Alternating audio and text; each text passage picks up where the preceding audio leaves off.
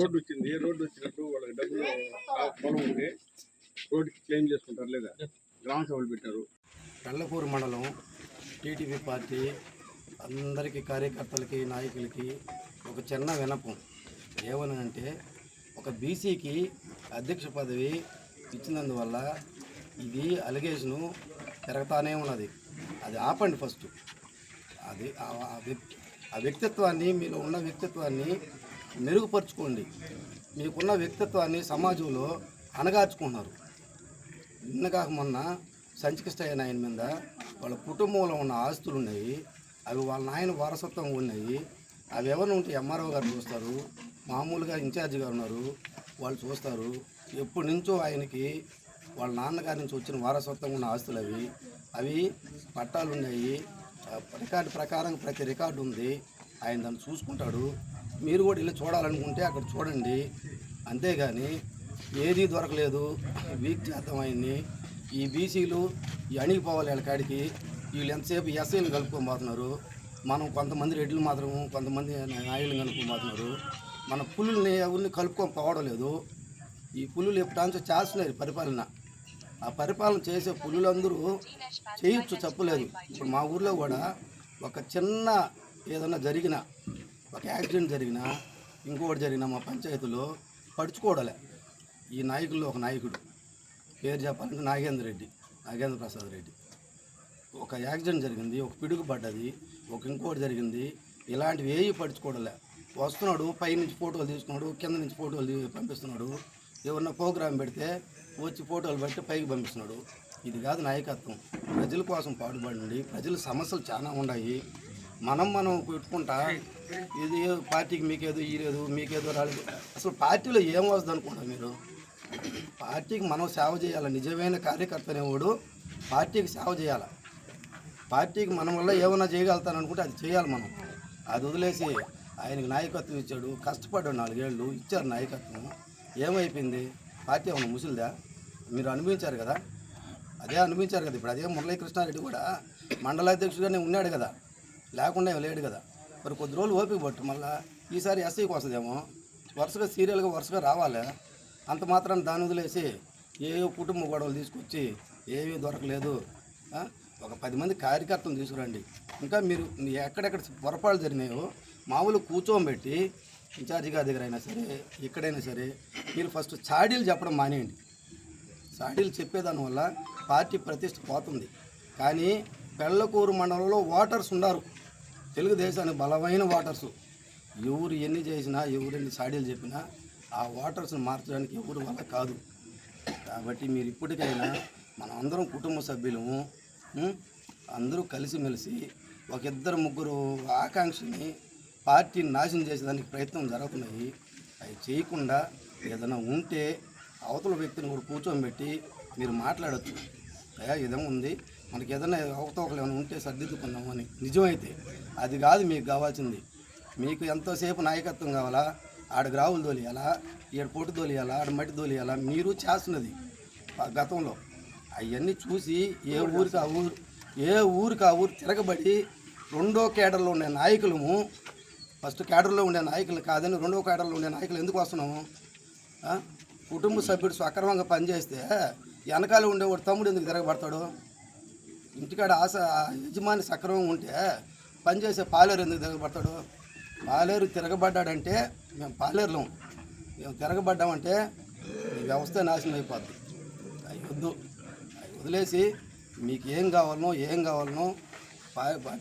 Incharge గారు ఉన్నారు, MLA గారు అంటే అందరికి ప్రతినిధి. ఆమెతో బాబోలే, ఆమె టైం వేస్ట్ చేయొద్దు. మీరు ఇన్ఛార్జిగా ఉన్నారు, ఇన్ఛార్జి గారు కూర్చోండి. ఆయన ఏదైనా పొరపాటు చేస్తే అక్కడికి వచ్చి అందరిని కూర్చోబెట్టి ఇది ఈ విధంగా చేస్తున్నాడు, ఈ విధంగా పార్టీకి ఇబ్బందులు జరుగుతున్నాయి అని చెప్పచ్చు. అది వదిలేసి మీరు సాడీలు నిద్ర లేచి సాడీలు ఎంతసేపు సాడీలు చెప్పుకుంటారు? నా మీద చెప్తారు, ఇంకోరి మీద చెప్తారు, చెప్పుకుంటా పోతానే ఉంటారు. ఎక్కడి దాకా? చంద్రబాబు నాయుడు దగ్గర దాకా. 2 రోజులు వింటారు, 3 రోజులు వింటారు, తర్వాత ఏం చేస్తారు? వీళ్ళు సాడీలు వాళ్ళు అనుకుంటారు.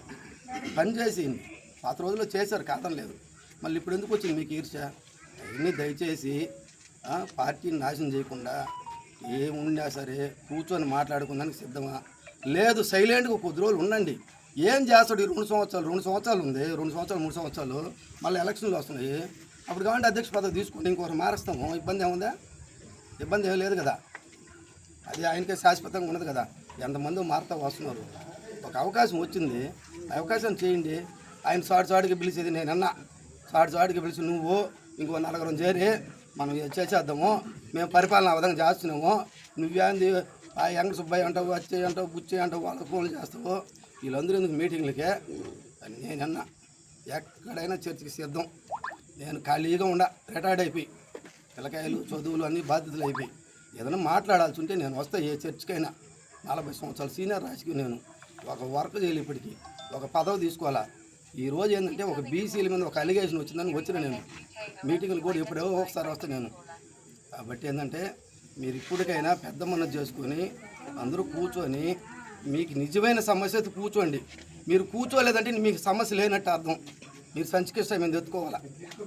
కాబట్టి అవన్నీ అర్థం చేసుకొని ఒక దారికి వచ్చి ఇంకా ఉన్నారు చిన్న పెద్ద ఉండలా, వాళ్ళని కూడా కూర్చోబెట్టండి, మాట్లాడండి. అసలు అటు ఎలిగేషన్ ఏమైనా ఉంటే కదా మీరు కూర్చోబెట్టడానికి. ఏమి ఎలిగేషన్లే కొండలే తీసిపోయి ఆడ సిరసనంపేటలో కొండనే గుండు కొట్టించేస్తే, ఒక కొండనే గుండు కొట్టేస్తే వాళ్ళు ఎందుకు ఈరోజు 20 మంది సిరసనంపేట వ్యతిరేకంగా తిరుగుతున్నారు? దేని తిరుగుతున్నారు? ఒకసారి ఆలోచించుకోండి. వద్దు ఇంకా రెచ్చగొట్టే కొంది మేము ఎటా గమ్ముగా అయిపోతున్నాము. పార్టీ కూడా నాశనం అయిపోవాలన్నా. పార్టీ ఆడిపోవాలి నాశనం అయ్యి. పార్టీలో ప్రజలు ఉన్నారు, కార్యకర్తలు ఉన్నారు. ఏ ఊరికి ఆ ఊరికి నేను డ్రాప్ అయినా నా వెనకాల 4 ఉన్నారు. చూడు కావచ్చు వెనకాల ఉన్నారు మా వాళ్ళు. 8 మంది వచ్చినారు ఈరోజు. నువ్వు ఒక్కడ వచ్చినావు. అర్థాన్ని ఎందుక ఈరోజు కూడా మేము నాగేంద్ర రెడ్డి వెనకాల నడిచేదానికి సిద్ధంగా ఉన్నాం. నువ్వు మంచి ఆలోచన చేస్తే సిద్ధంగా ఉన్నాం. అందరి సమక్షంలో చెప్తున్నా, మీరు ఇట్లా ఆలోచన చేయొద్దు. చేయకుండా రండి, సంస్కృతితో పళ్ళ నాతో రండి, కూర్చుందాం. మీరు ఎక్కడ చర్చకైనా సిద్ధంగా కూడా నేను, ఇబ్బంది లేదు.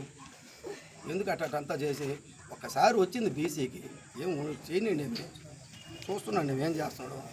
అంతేగాని మీరు ఏంటో కలిపి కింద నుంచి పైకి సాడీలు చెప్పుకుంటూ పోతే ఎంతసేపు చెప్తారు ఆ సాడీలు ఆపండి. చర్చలు కూర్చోండి. పార్టీ ప్రతిష్ట దెబ్బతింటుంది అనుకున్నారు. ఏమి దెబ్బతింట పార్టీ ప్రతిష్ట మాటల వల్ల. ఎవరు ఏందో ఎంత మాత్రం ప్రజలు అర్థం చేసుకున్నారు, కార్యకర్తలు అర్థం చేసుకున్నారు. కాబట్టి దయచేసి మనందరం కుటుంబ సభ్యులు అందరం కలిసిమెలిసి పోవడం కరెక్ట్. కలిసిమెలిసి పోలేదు, నచ్చలేదు, కొద్ది రోజులు గమ్ముగా ఉన్నాం అంతే. ఇది నాకు అందరి సమక్షంలో మాట్లాడాలనుకున్నాను. అందులో విషయం ఏంటంటే అతను ప్రతిరోజు మీరే మండలాధ్యక్షులు ఉంటాడు. ఎవరికైనా సరే మీరే మండలాధ్యక్షులు అంటాడు. నేను మండలాధ్యక్షుని నా వెనకాల బరిగిస్తున్నాడు. సంచికిస్తాలు నచ్చిన ఒకే ఒక గుణం. కాబట్టి ఆ వ్యక్తిత్వాన్ని అట్టే ఉండండి. ఆయన దిగజార్చొద్దు. మీరు దిగజార్చిన పాటు ఆయన దిగజారద్దు. ఆ పసుపు చొక్క యాడి బాధుంటే చచ్చిపోయి దాకుంటుంది. ఆ పసుపు చొక్క ఇవ్వండి మందినే. మనం రకరకాల గుడ్లేస్తాం. ఎందుకు అట్ట చొక్క ఆయన తీసేయడమా చెప్పండి. మనం ఏమన్నా రోజు వేసుకోగలుగుతామా? వేసుకోలేము. సరే, ఇది నా చెప్పాలనుకున్నాను, చెప్పినాను. ఇది సర్దిద్దుకుంటే అందరూ మంచిది. మీరు సర్దిద్దుకోలేకపోయినా పార్టీ అయితే పెళ్ళకూరమల్లో యాడికి పోదు. ఎన్నో సంవత్సరాల నుంచి ఉన్నది. ఎంతోమంది మారి ఉన్నారో నాకు తెలిసి. నేను 16 సంవత్సరాలు అప్పుడు ఓటేసున్నా. నేను పోయి 16-18 సంవత్సరాలు అప్పుడు ఓటేసున్నా.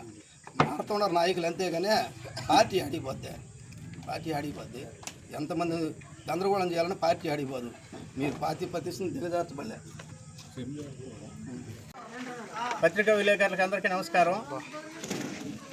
ఇది మామూలుగా మిగతా చోట్ల ఏం జరుగుద్దంటే అధికార పక్షాన్ని విపక్షం మమ్మల్ని ఎత్తు చూపిస్తుంది. వీళ్ళు ఇదేదో ఉల్టాగా ఉన్నది మా మండలంలో. స్వపక్షంలో విపక్షం అని కూడా ఎందుకనాలి? మన మిత్రులే కదా వాళ్ళు, మన పార్టీ వాళ్ళే కదా. నువ్వు ఇక్కడ కాదు, ఇక్కడ జరగలేదు నీకు, పై స్థాయికి ఎమ్మెల్యే దగ్గరికి వెళ్ళొచ్చు, ఇన్ఛార్జి గారి దగ్గరికి వెళ్ళొచ్చు. ఆడలేదు, తప్పు అధ్యక్షుడు చేసుంటే ఎక్కడ మనం డిస్కస్ చేయాలా? జిల్లా పార్టీ అధ్యక్షుడు దృష్టిలో పెట్టాలా.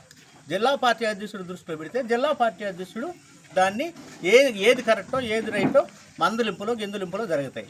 మీరు బహిరంగంగా పేపర్లకు ఎందుకు చెప్తున్నారు? ఈ పార్టీని ఏం చేయదలుచుకున్నారు?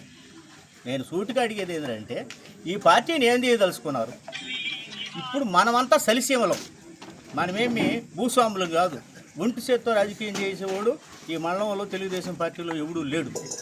మనమంతా కలిసి మన మాదిరిగా అక్కడికక్కడ ముడుచుకుంటేనే మనం వాళ్ళని జయించగలం. ఈ టైంలో కొద్ది రోజుల్లో పంచాయతీ ఎలక్షన్లో, లోకల్ బాడీ ఎలక్షన్లు పెట్టుకోండి. ఈ సమయంలో ఇటువంటి గొడవలు తెచ్చి పెట్టడం ఏంది? మీకు ఇష్టపడకపోతే మీరు ముఖ్యమంత్రికి చెప్పొచ్చు, లోకేష్ బాబు గారికి చెప్పొచ్చు, పార్టీ అధ్యక్షుడికి చెప్పొచ్చు, అయ్యా ఆయన బీసీ మాకు ఇష్టం లేదు, లేదా ఆయన ఇట్లాంటి తప్పులు చేస్తున్నాడు మాకు ఇష్టం లేదు తీసేయండి అని చెప్పొచ్చు. అంతేగాని మీరు ప్రెస్ మీట్కి ఎక్కడికి అవతల ఆయుధం ఇచ్చి కరకంట రాత్రులు తీసుకోవాలని అనడం ఏంది? మీరు కదా వాళ్ళకి ఆయుధాలు ఇస్తున్నారు. ఇప్పుడు వైసీపీ అధ్యక్షుడు చెంబేట ఆయన ఉమ్మలపేటలో 10 ఎకరాలు ఆక్రమించుకొని ఇప్పటికి 20 సంవత్సరాలకు దున్నుతున్నాడు. దాని మీద మీరు ఎందుకు అడగలా? సిరసనంపేటలో వైసీపీ లీడర్లు 20 ఎకరాలు ఆక్రమించుకున్నారు. దాని మీద ఎందుకు ప్రశ్నించడంలా? ఎప్పుడో అది కూడా ఇప్పుడు చేసుకోవాలి, ఈ గవర్నమెంట్లో చేసుకోవాలి. సంచికిష్టయ్య నేను పేపర్లు చూశాను. నేను ప్రెస్ మీట్ మీద కూర్చోటప్పుడు నాకు కూడా కొంచెం అవగాహన ఉండాలి కదా అని పేపర్లు చూశాను. వైసీపీ గవర్నమెంట్ ముందే చేసుకోండాడు పాస్బుక్, ఈ గవర్నమెంట్లో చేసుకోవాలా. అప్పుడు ఆయన పార్టీ అధ్యక్షుడు కాదు. ఆయన పార్టీ అధ్యక్షుడు కాకముందే వాళ్ళ తండ్రి గుని ఉంటే దాన్ని వారసత్వంగా అతను తీసుకున్నాడు. అయినా కూడా మీరు పిలవచ్చు, ఏడైనా పెట్టి మాట్లాడవచ్చు, ఆయన్ని మందలించవచ్చు. మీరు ఏమీ ఆలోచన పెట్టుకొని ఈ విధంగా ప్రెస్ మీట్కి ఎట్టుకున్నారు. పార్టీని డ్యామేజ్ చేయాలనుకోను కదా. ఇది మీరందరూ పెద్దలు విజ్ఞప్తితో ఆలోచించండి. ఇది మంచి నిర్ణయాలు కావు. మీకు ఏదైనా అభ్యంతరాలు ఉంటే అధిష్టానం దృష్టి తీసుకుపోండి, అక్కడ అధిష్టానం దృష్టిలో పెట్టండి. వాళ్ళే దీన్ని ఖండిస్తారు. ఎవరిది కరెక్ట్ అయితే వాళ్ళని సమర్థిస్తారు. ఇట్లా ప్రతిసారి చేసుకుంటూ పోతుండేది ఇది మంచి పద్ధతి కాదు. ఇది పార్టీకి కూడా మంచిది కాదు. ఒక పార్టీ సీనియర్ నాయకుడిగా నాకు బాధగా ఉండదు. పార్టీలో మీరే కొట్లాడుకోవడం ఏందయ్యా? ఇప్పుడు ఆ వైసీపీ నాయకులు చెబుతాను ఉంటే వాళ్ళు తెచ్చిపెట్టాలి. కానీ ఇప్పుడు చేసుకున్నవాడు బీసీ క్యాండిడేట్ కదా అని ఎత్తి దాని మీద పెడితే మనం ఏ ఊరికైనా అవకాశాలు భగవంతుని ఇస్తాడు. రాసి ఉంటుంది. రాసిన అవకాశాలే వస్తాయి.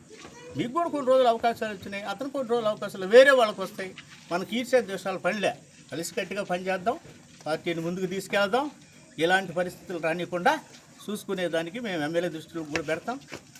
సీనియర్గా నా బాధ్యత. నేను ఎమ్మెల్యే దృష్టికి కానీ మేము కూడా ఎస్సీ పిల్లకాయలు అందరం కలిసి ఇన్ఛార్జ్ దృష్టిలో ఎమ్మెల్యే దృష్టిలో పెట్టి దీన్ని పార్టీ చెడకుండా, పార్టీలో డ్యామేజ్ రాకుండా ఏ విధంగా చేయాలనో ఆ విధంగా చేయాలని మనస్ఫూర్తిగా వాళ్ళకు కూడా ఇవన్నీ వదిలేసి అధిష్టానానికి తీసుకెళ్ళండి. తప్పులు ఏమన్నా ఉంటే ఆడ మాట్లాడుకున్నాం.